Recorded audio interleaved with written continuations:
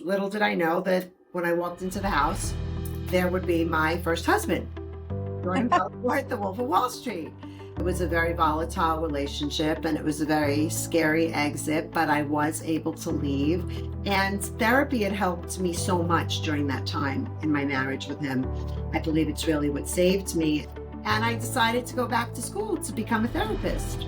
But I noticed that in my practice, there were all these smart, beautiful, kind, amazing women that were coming in abusive relationships. And I just thought to myself, Houston, we have a problem. This partner usually shows up with a mask of being generous and helpful and kind and warm, and love bombing, is a term that you hear a lot, which means that someone gives you adoration, admiration, and love, right? And lavishes you with gifts and trips and promises of forever very early on. After some time, I'd say the mask starts to fall. And now you start to see this other side of this person, which can be quite selfish, quite cruel, quite controlling. And it can be a little shocking at first when it happens. And so this creates a condition that is required for a trauma bond to actually be a trauma bond, and it's called intermittent abuse. And that's where somebody is extremely loving and kind and generous and helpful, let's say 40% of the time, but 60% of the time, now you start to notice they're cruel and mean and controlling and insulting. And it's the intensity of both of those experiences that actually psychologically bond you to the person. Whether you're in the beginning, the middle, or the end of the trauma bond, no matter where you are, you can get out, you can recover, you can heal, and you can thrive. This show is all about helping you uplevel your life, including your well-being, your relationships, your mental health, your wealth, your confidence, and your joy. I challenge you to keep an open mind as together we discover tips, tools, and advice from the experts to help you live life to your fullest potential. Welcome to the Jenna Banks Show. Dr. Nay, it is such a pleasure to have you here with me today. Thank you so much for coming on the show to have this really important conversation with me. Thank you for having me. Nice to visit with you again. Definitely, definitely. Now, I'm really excited that your book is finally out, Run Like Hell. Yeah. Can you tell us a little bit more about yourself, your background, and what caused you to want to write this book in the first place? Sure. So like most people out there, love is a mystery, always has been to me. And as a young girl, I was living in Brooklyn in the 1970s. Awesome time to grow up. Grew up with a mom who was very psychological and a single mom in Brooklyn. And so I really needed to make my own money and my own way in the world. And so living adjacent to New York City, I decided to model to make money. And so I was modeling, living in the city, living my best life. And as fate would have it, one night I walked into this big white house in the Hamptons on Dune Road. And little did I know that when I walked into the house, there would be my first husband, Jordan Belfort, the Wolf of Wall Street. And so, which was made into a movie. And as the movie shows, when I walked in, there was a huge party, and that's how we met each other. But I left right away because they were all on Quaaludes and acting inappropriately. And one person actually exposed himself to me. So I made my boyfriend at the time leave. But then at that point, I guess he had become smitten with me and made it his mission to find me. And so we met, and it was intense love, too much, too soon, too quick. And got married and had babies, and then we got divorced due to his drug addiction and abuse. Yeah. And does the movie portray that pretty accurately? Yes, I would say, especially his drug addiction, very accurately. Yeah. That was so bad. Crazy times. Oh my God. I'll never forget that scene where he's like done way too many Quaaludes. They thought they were no good, him and his friend. And he's like crawling on the floor to try and get home. The the best scene. And the funny part is that I'm actually a member of that country club now in New York City, in New York, Long Island. I can't believe they let me in, but they did. Yeah, so that's what happened. And it was a very volatile relationship and it was a very scary exit, but I was able to leave. And therapy had helped me so much during that time in my marriage with him. I believe it's really what saved me. And so I moved to California with my children and I was meditating, doing yoga, and drinking green juice like all good LA people do. And I decided to go back to school to become a therapist. And here you are. And here I am. Yeah. How long have you been practicing, Dr. Name? So we're probably 15 years now. Okay. Yeah, Amazing. yeah. I went So, back to school at 39. I'm 56. okay. Yeah, Okay. Wow. So there you go. For anyone listening right now who's thinking of starting a new career, it's never too late. You can start at any age, right? correct, correct. Yeah. Yeah, and so I went back to school, and, then I got my doctorate because you have to get 3,000 hours to become a licensed clinician, which is a good thing. And then I opened my practice kind of around, well, Jordan had written a book first, and that was when I was getting my master's. But then the movie came out as I was finishing my doctorate. And I was like, okay, here I am. I wanted to extricate myself from this life, move to California, restart my life. But Jordan's the gift that keeps on giving. And I was haunted by this Greek tragedy. And I was nervous, who's going to want to come to me as a therapist? But actually, the opposite happens. People wanted to come because they were like, okay, you had gone through this, and this is how you've come out. And then what happens, I was treating everything: men, women, anxiety, depression, personality disorders, relationships. But I noticed that in my practice, there were all these smart, beautiful, kind, amazing women that were coming in abusive relationships. And I just thought to myself, Houston, we have a problem. And so, like the good academic that I am, I went back to the research because I was like, why is this happening? Because Yeah. I left my ex, nobody was talking about trauma bonds and narcissism. That just wasn't part of the vernacular. Yeah. So, yeah. And then I said, okay, I love this research. I want to bring the research from the ivory tower to everybody. And then hence I wrote my book, Run Like Hell. And it seems like you are like maybe one of the only specialists in this area, right? Like you chose to focus on trauma bonding and yeah. Mm-hmm.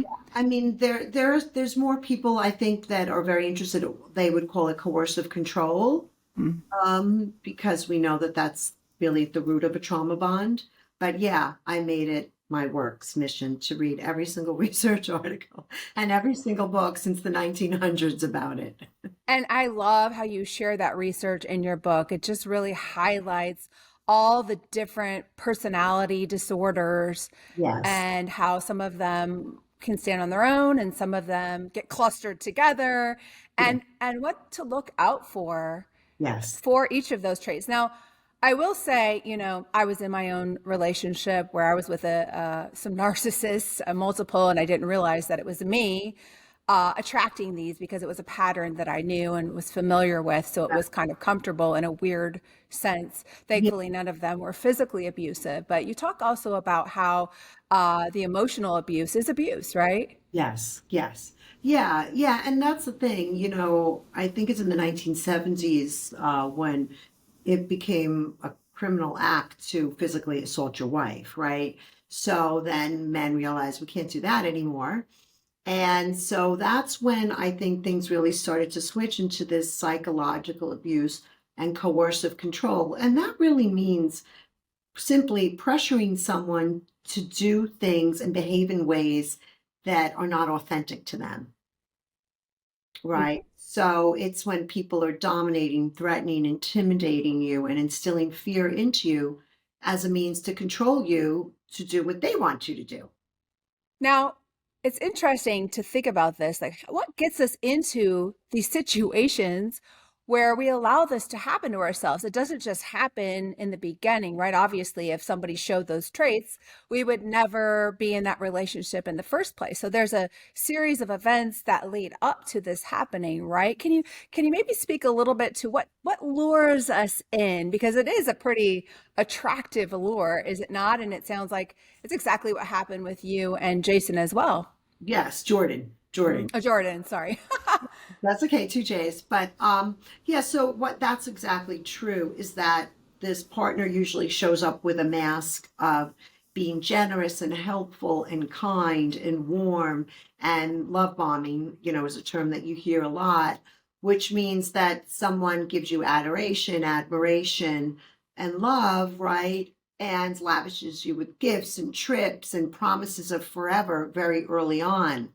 So initially, there's just a lot of good, warm, fuzzy feelings that get elicited inside of you or me, as it was back then. And so you want more of that, and you slowly start to fall for this person. Yeah, yeah, that's exactly what happened to me too. So the love bombing for me was not like gifts per se, although gifts were involved. I know you got a lot of flowers and Yes, gifts, and he really laid it on thick. yes, For yes, me, it was more like attention, lots of texting and calling. yeah. You're the one right off the bat. I'd say like 6 weeks into the relationship, it was, oh my God, I think you're the one. We're meant to be together. This is amazing. You're the, like I was some magical unicorn that came out of nowhere, and it just You are, Jenna. oh, thank you. So are you, but I mean, it's we Right. want to think that about ourselves, right? We want someone to feel Yeah. that way about us. So it's a little confusing. Like, how can we look out for or see red flags when it's a little too much? Where can we see it as a red flag, and where can we see it as natural and healthy? Yeah, I have a very simple saying, like if it feels too good to be true, it probably is. And that excessive calling and texting and attention, intensity is not intimacy. And that's the thing that we have to recognize. And also, we've been fed a myth of romantic love with fairy tales, with movies, with love songs, right? That someday this person's going to save me, my prince, and they're going to love me like nobody else has loved me, and it's going to be perfect, and they're going to be obsessed with me. And no, that's not, as we get older, we realize that's not really love. So it's really hard because we've been brainwashed, through our culture too, to think that that is what's supposed to happen. And then if it doesn't happen, we think it's something wrong. Yeah. But actually, and for me also, like I kept overriding my gut. Like, this is too much, this is too much. But then I was like, oh no, he's just crazy about me. So listening to your gut, and if it feels too good to be true, it is. That is such a good point. I had that instinct as well, and I chose to ignore it because I wanted to believe everything that I was being told. And so, yeah, I'm glad that you brought that up. Another thing I was feeling, Dr. Nay, is butterflies in my stomach, and it never went away, like ever. Is that normal and natural? I mean, I think initially, because we get nervous, so that's where we feel a lot of anxiety, like it's those butterflies in the stomach, but it should go away. Yeah, Mhm. it should dissipate, right? Yeah, I feel like in the end, when I really look at what it really was, I was just never comfortable. So that anxiety was just it was anxiety, really. I thought, oh, it's butterflies, it's exciting, but it really was anxiety in the end. Right, right. Anxiety and excitement are on the same side of the coin, flip side of the same coin. Yeah, yeah. Okay. So let's get a little bit deeper into it. So let's say now we've gotten past this love bombing phase, and Yeah, you're in it. I say false hope. You've got all this hope that this is going to be something amazing, the thing you've always dreamt of, the fairy tale. You start imagining the future, the wedding dress, where we're yeah. going to live together when we retire, all the things, right? And then they start to pull it away, right? Or what are some of the next signs? Yeah, yeah. So what happens is that after some time, I'd say the mask starts to fall. And now you start to see this other side of this person, which can be quite selfish, quite cruel, quite controlling. And it can be a little shocking at first when it happens. And so this creates a condition that is required for a trauma bond to actually be a trauma bond, and it's called intermittent abuse. And that's where somebody is extremely loving and kind and generous and helpful, let's say 40% of the time, but 60% of the time, now you start to notice they're cruel and mean and controlling and insulting. And it's the intensity of both of those experiences that actually psychologically bond you to the person. This is really important. Yeah, because in fact, I think I read in your book something about animals being trained. Yes. Can you tell us a little bit about that? Because I think it's really Yeah. enlightening. Yeah. Yeah. Yeah. When I read this statistic, I was blown away, was that animal trainers who use intermittent abuse, the animals bonded to them 230% more than just straight kindness. So that shows you the depth of the bond that this intermittent abuse causes. Mm, mm. Yeah, Yeah. I remember feeling that as well. It's like when they pull it away, you long for that hole to be filled, that hole in your heart, that gap that's missing. And you think that only they can fix it. So when they turn around and they show you that love that you want again, it Yes. just floods you with these chemicals that you also talk in your book about, right? Like dopamine, oxytocin. Yeah. Yeah. And also the torturer becomes your soother too, because a lot of times in a trauma bond, you're embarrassed. We feel ashamed of the behavior that we're tolerating. So we don't necessarily reach out to friends when we're anxious or sad or depressed because of them. And so it's only when they kind of like come back and make peace with us, then we kind of come back to life. I've been there. I've been Yeah. there. And you mentioned in your book, like, I don't want to jump too far ahead, but when you go to try to leave, there are statistics around how many times it typically takes you, how many attempts to finally leave. And I can understand. Well, what are those statistics, four to Dr. seven Nay? times, 4 to 7 times a female attempt. But that brings me to the other piece is the power imbalance, right? So, when you've been in a relationship where you've been, again, doesn't have to have physical abuse, right? Intimidated, dominated, threatened, don't you dare, that sort of kind of conversation, it instills fear in us. So just the very fact that someone has power over us, it just makes us feel fearful of them and makes us be more controlled by them. Now, we can also have a power imbalance because they make more money or we're emotionally dependent upon them too. Yeah, you mentioned there were two things that create a trauma bond, right? It was a power imbalance And the intermittent abuse. and Yeah. the intermittent abuse. Yeah, you have to have those two conditions for it to actually be defined, according to the research, as a trauma bond. And it's a good, it's a good thing to think about. Okay, am I experiencing this? Is there a power imbalance? Or my partner and I equals, right? Not having power over anybody. Right, right. I remember when I attempted to leave or I left a couple of times in one of my situations like that where it was emotional abuse, not any physical. And I left and I was very resolute, but I had this intense like pain even though I knew logically that this was not a healthy situation for me to be in, the hole in my heart was so big. And I thought for sure this was because I loved this person. And then as I got further and further out and allowed myself to heal and blocked all contact and got further and further away, I realized it was not love at all. It was an addiction of some kind, or at least that's what that felt like. It's like this person, it was that trauma bonded addiction where it was like only this person could fill this pain in my heart. Yes. Do you see that a lot with your patients as well? Yes. And the intermittent abuse, you have to remember, causes that confusion because you have two people that you're really dealing with in the relationship. So you're always thinking, is he good? Is he bad? Am I crazy or is he crazy? Is the relationship good? Is the relationship bad? And so cognitive dissonance is the glue that also keeps you trapped, or even after you leave, thinking about the good times or still confused about it because you have 3 different levels of thoughts with 6 different thoughts ping ponging around in your brain the whole time. And that causes you not to be able to think clearly. Right.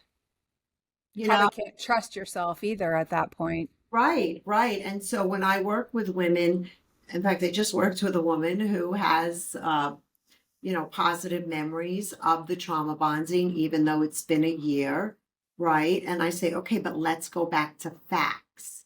He was abusive. He was a liar. He was a cheater, right? He was so like, that's also a good trick when you feel really confused and want to go back. Oh, God, this sounds so familiar. Yeah. Yeah. And for women not to get mad at themselves that they're not over that person, you know, Yeah. because the cognitive dissonance is a very real symptom. Yeah. Yeah. So how do you recommend that people, women especially, because that's who you tend to focus on, right? And your book is mostly written for women as well, right? Yes. How how um how can we start to kind of first off, how do people get help?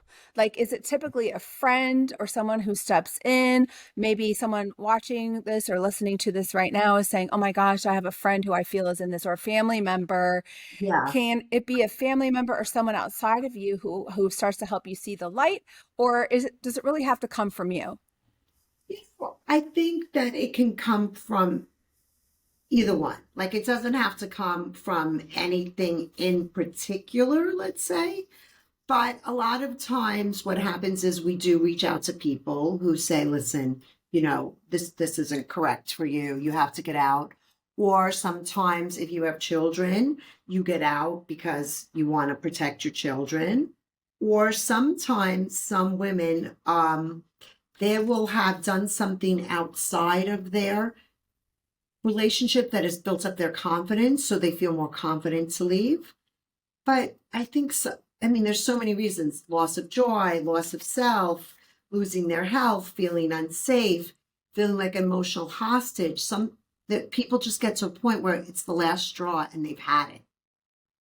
They realize that the person isn't going to change, that their hope is false hope.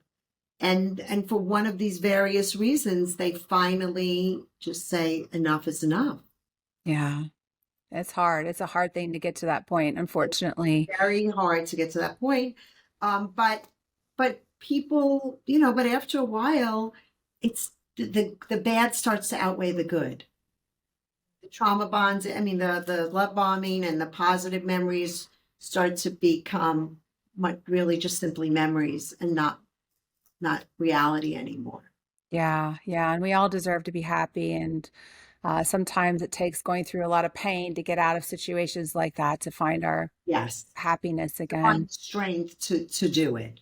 Absolutely. Yeah, a lot of And strength. education, that's why I wrote my book is to really educate women to know what the signs are, to know they're not crazy, to understand gaslighting, to learn to understand themselves so that they're not just like in a bubble by themselves trying to figure this out.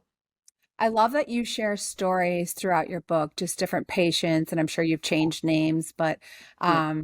to protect them. But the stories are just so helpful.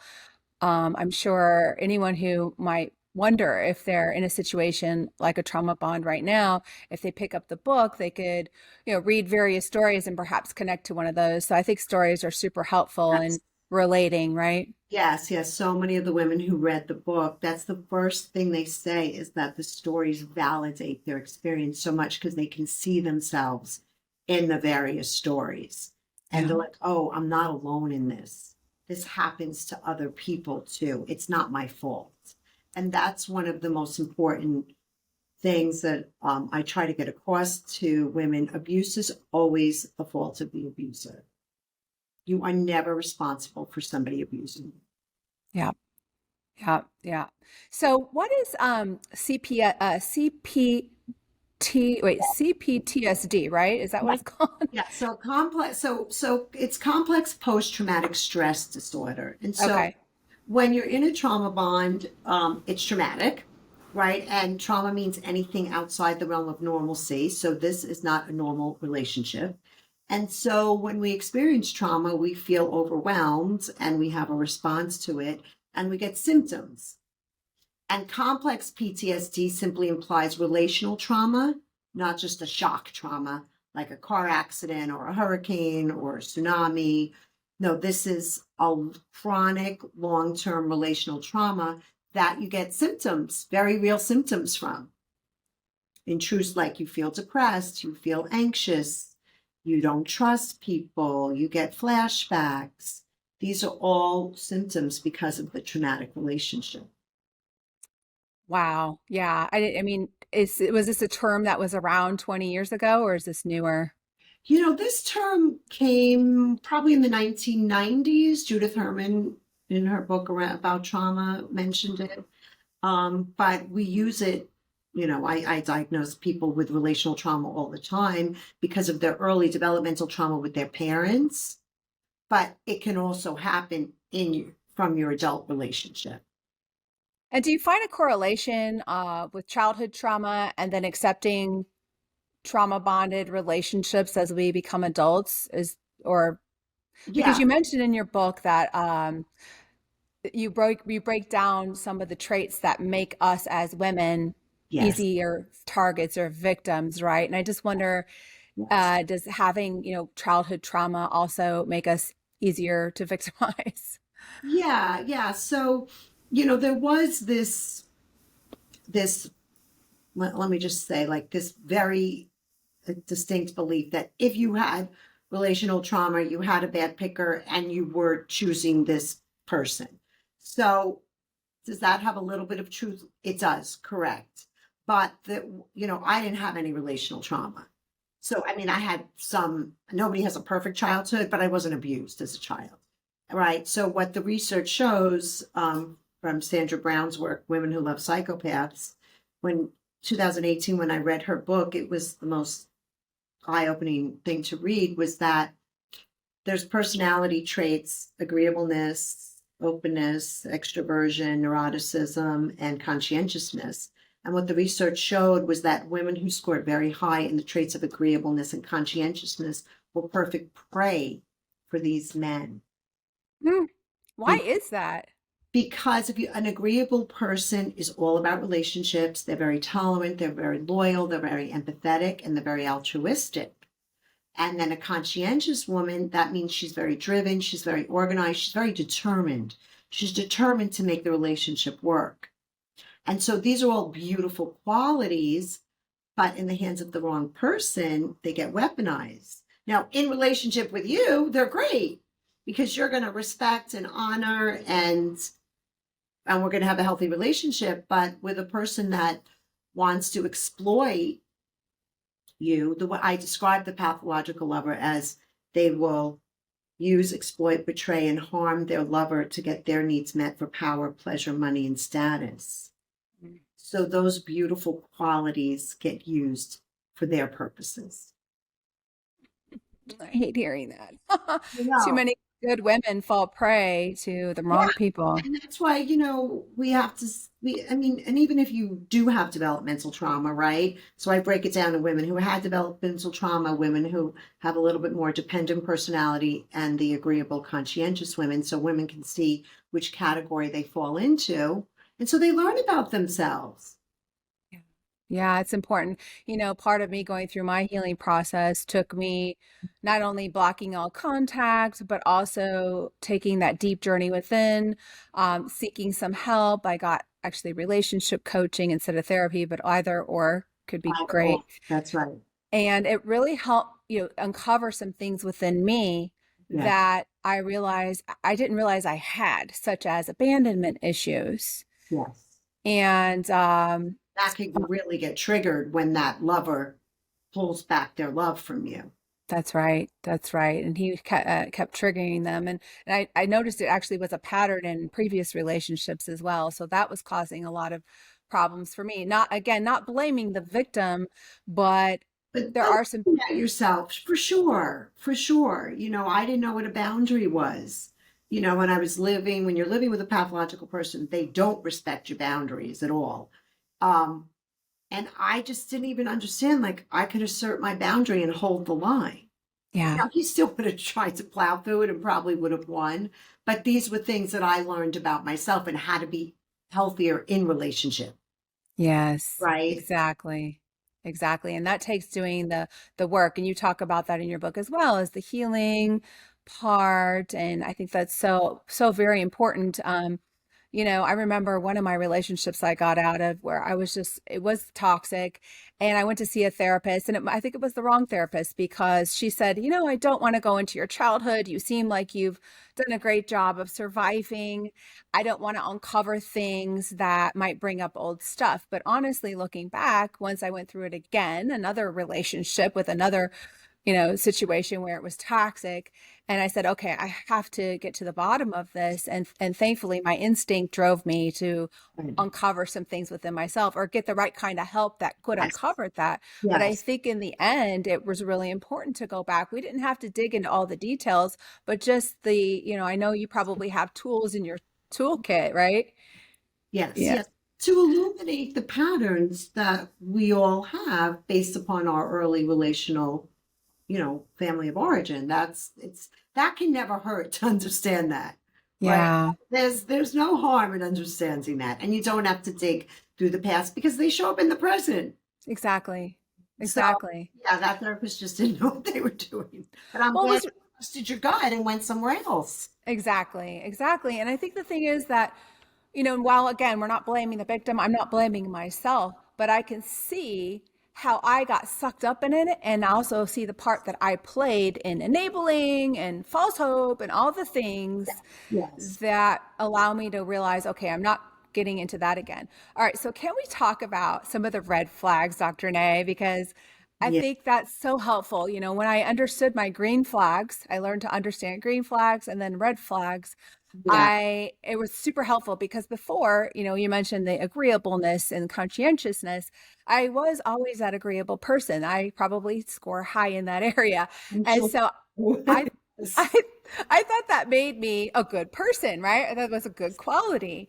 But come to find out that can actually really work against you. So you have to really know how to identify red flags and green flags. Can you maybe talk to that a little bit? Sure, sure. So I have a whole pathological lover checklist, which has like 25 items, so we won't go through that. But the basic things are, like I mentioned, if someone doesn't respect your boundaries, right? We all have to have boundaries and have our own authenticity in a relationship, but they don't respect the boundaries. If you see a lot of substance use, abuse, that's a big red flag. Or if you notice that over time, words are not matching actions. Wait, you said you're going to do this, but you're doing this. If you notice that you're being gaslit, that your reality is being denied, like I know that I saw you had that on your phone. Like I never had that on my phone. You're crazy. You're overreacting. Um, Also, pathological people are great at blaming us for their issues, and they're wonderful victims. Everything's always happening to them. They can never take accountability. This one is really one that always drove me crazy. Double standards. What's good for the goose is good for the gander, right? And then you start to see people lying and cheating and stepping outside of their relationship. Is it also like observing how they treat others? I feel like that was a big one for me. Like watching how they treated others was an indication of how they really were. Yeah, which right. Maybe initially how they treat others indicate they will eventually treat you like that. But the thing also about these people too, and that can go the reverse way, is they can be so into their image, they can always be great outside Ah, and yes. then save it just for you, Right. you know, at home. So that's why it's a very tricky situation because there's so many nuances. Yeah, yeah, yeah, yeah. Yeah, so definitely worth it to go through those red flags with the list that Dr. Nay has in her book because it's super helpful. And you could go a little too far. I know when I was coming out of my situation and consciously making an attempt to enter only healthy relationships, I was super hyper focused on the red flags. And so boundary, for example, was one of them. When I asserted my boundaries and I worked really, really hard to get good at setting boundaries. Yeah. And if there was pushback on it or the response to that, or if I was going to be gaslit on it or anything Yeah. like that, that would be a huge red flag. But if they complied and moving forward, held my boundary as I Yeah. requested, Yeah. then I knew that was a green flag. That's right. I always say, if somebody can hear you, they can love you. Oh, I love that. So many amazing quotes. I love it. We're gonna have What to clip those out. happens after you spend 3 years writing?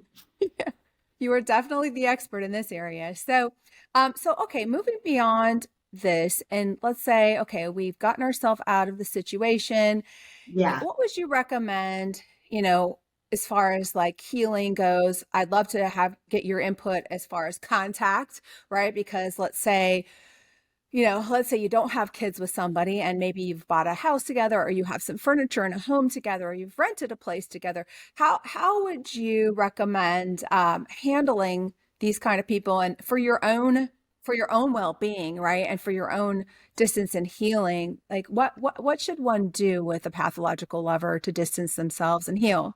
Yeah, I mean, listen, if you can go no contact, uh, that is the best, but a lot of times that's really not possible because of certain situations. And so minimal contact is great. And, finding a therapist who's an expert in narcissistic abuse, right? And also, what I suggest to some women too is having a friend that's like an accountability friend, that when you want to lean back and when you want to go back, calling them and saying, hey, talk me out of this, make sure they're not agreeable too, right? And so having different touch points. But I think what I always say to my patients generally is you have to get resourced. You have to get resourced emotionally, mentally, physically, spiritually, and you have to start with a lot of self care because you've been traumatized, and self care helps us stabilize. Because don't we tend to lose touch with ourselves in relationships like that? Yeah, so how are you sleeping? How are you eating? Are you meditating? Are you journaling? Really almost being rigid about self care initially, because you really need to be grounded and centered as you're being this person. And it's hard because you might want to, overeat, and you might want to use substances. Like, I get it. That's totally a normal response because you don't want to feel, but it actually will just keep setting you back. Right. Right. So self-care, I put in one bucket, and then there's self-love. Yeah. How important is self-love in the healing process? Yeah. And I mean, it's very important because you have to be loving towards yourself and you have to be very compassionate towards yourself. You have to watch how you speak to yourself. You can't say to yourself, you stupid idiot, I can't believe you fell for that again. You have to say, you know what? That's hard. Yeah, you could fall for it again. He's pretty tricky. He's pretty manipulative. And now let's move forward. Yeah. Right? Because you've already been beat up and had so much blame and shame. And so, yeah, self love and self compassion is really key to help you get through this. It was really key for me because I focus on my relationship with myself and focusing in on honoring my intuition, holding my boundaries, Yeah. wanting a better situation for myself, to hold myself accountable and say, no, you are not gonna, even though your heart wants you to Yeah. find reasons to excuse some of these behaviors and get back into it because your heart is hurting. For me, self-love is really important in loving myself more and prioritizing myself and my needs so that I didn't get sucked back in. Right. And so focusing on I love that you mentioned journaling. I think that's huge when it comes to Yeah. fostering that connection with yourself. Yeah. And That saved me personally was journaling. I mean, my yeah, journals. journaling is huge, especially if you're not into meditating. I like meditating, but sometimes I find it not as grounding as Yeah. journaling. Yeah, I have a lot of guided meditations on my website, which I think are good because you have somebody guiding you through it. And you have to remember, right, in this relationship, we're so focused on the other. it's just the very nature of a trauma bond. You just get hyper focused on the other person. So turning that mirror back around and really getting curious about you. Who are you? Like you're saying, what do you need? What do you want? And very specific, like what sort of drink do you want? What sort of food do you want? What sort of pillows? Like creating a nice environment for yourself to heal. That journaling really was a great connection with myself. And then as I journaled, I wanted to spend more time connecting with myself. And then, it's that I missed that connection if I didn't have it in the morning, which is where I allocated time every day to journal.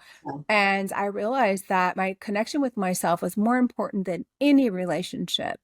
And I valued it so much that I spent a lot of time connecting with me before I even started another relationship. And then when I moved forward into another relationship, it was making sure that no matter what, this relationship will allow me to keep my, prioritize my relationship with me. And thankfully, I met somebody who felt the same way about prioritizing their relationship with themselves. And that's when I found you could really, truly come together with somebody as a whole person rather than looking for them to be your other half and this whole patriarchal view of Right. our roles as women, right? Right. Yeah. And I always say love is two things, quality of connection and someone giving us the space to be who we are. Yes. Right. Not wanting to dominate and control us. So that's a key for somebody giving you the space to stay connected to yourself. I think you just touched on something really important to keep in mind, and that is not wanting someone to dominate and control us. In this, again, going back to you mentioned the patriarchy in your book, and I'm glad that you did call attention to that. That patriarchal version of what the types of men we should be looking for, this manly man, we need a man to be a man. Well, that definition of what a man was back in the day Right. was, domineering and controlling, right? Yeah. Yeah. Yeah. And that it just doesn't, and to release men from that too. And the patriarchy simply means, a hierarchy of one person being over the other. And we know in healthy love and in love moving forward, what I'm hopeful for and what I'm experiencing is me being in my power, my husband being in his own power, and us being connected. That's it. That's it. Yeah, That's simple. that's it. And not looking to him to create your happiness, right? And vice versa. That's right. And I'm not looking to control him. He's not looking to control me. We're looking to be connected. And, and power is simply the ability to influence yourself, to be empowered, right? And so, yeah, if we can all shift to that mindset, I think the world will be a lot kinder, nicer space. I agree. And I love that you mentioned releasing men from that Yeah. role. We hold them there and they're just complying with what has worked for them in the past and what women seem to want. But we also have to release that model from our mindset and free ourselves from that. Yes, yes, yes, because it just makes for a much nicer, more peaceful, drama-free life.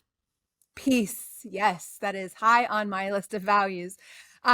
Now, before I let you go, I would like to mention values. I don't remember if you put it in your book or not, but for me, knowing my relationship values allowed me to stay aligned with what I really wanted. And again, that whole agreeableness and conscientiousness allows us to forego our values or maybe not even be aware of our values because we're so accepting of everyone Yeah. and all their traits, and we can overlook some of the things because we see the good parts of them. But holding true to our values must Yes. be like a big guiding light for us, right? Yeah. I have a part where I talk about after you leave, to create a personal relational set of rules or relational manifesto that you kind of lay out, like this is my relational manifesto. And when I'm in relationship and I get confused, I can always go back to this to see, am I matching that? Because you have to have some sort of a map. Like if you're just always winging it, Yeah. right? Yeah. I've been taught how to do relationships. I was writing, arithmetic, reading, relationships. I'd like to add that fourth R in school.